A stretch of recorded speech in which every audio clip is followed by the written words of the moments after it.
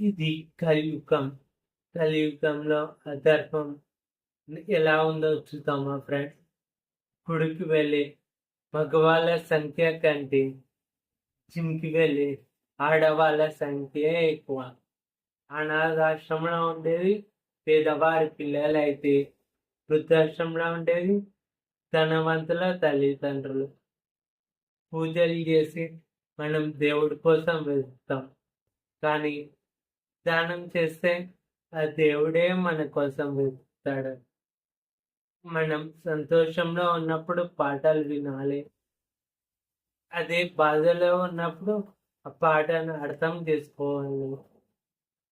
చిరునవ్వు చాలా సమస్యలను పరిష్కరిస్తుంది ఫ్రెండ్స్, కానీ మౌనం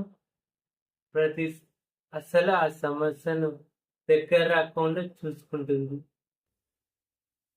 తిండి లేక బాధపడుతున్న వారి కంటే ఉండి తినలేక పోతున్న వాళ్ళే ఎక్కువ. మనిషికి విలువ తగ్గుతుంది ఫ్రెండ్స్, డబ్బుకే విలువ పెరుగుతుంది.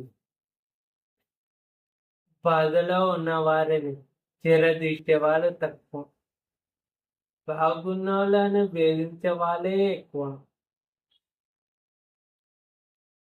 మంచి మనుషులు తగ్గుతున్నారు ఫ్రెండ్స్, మోసం చేసే మనుషులే పెరుగుతున్నారు.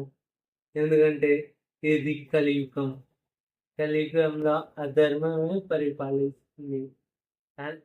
కానీ పెట్టుకోలేదు ఫ్రెండ్స్, ఎంత ధర్మంగా ఉంటే మనకు ఆ దేవుడు రక్షిస్తాడు. అది మాత్రం గుర్తుపెట్టుకోండి. ఓకేనా? జై శ్రీరామ్.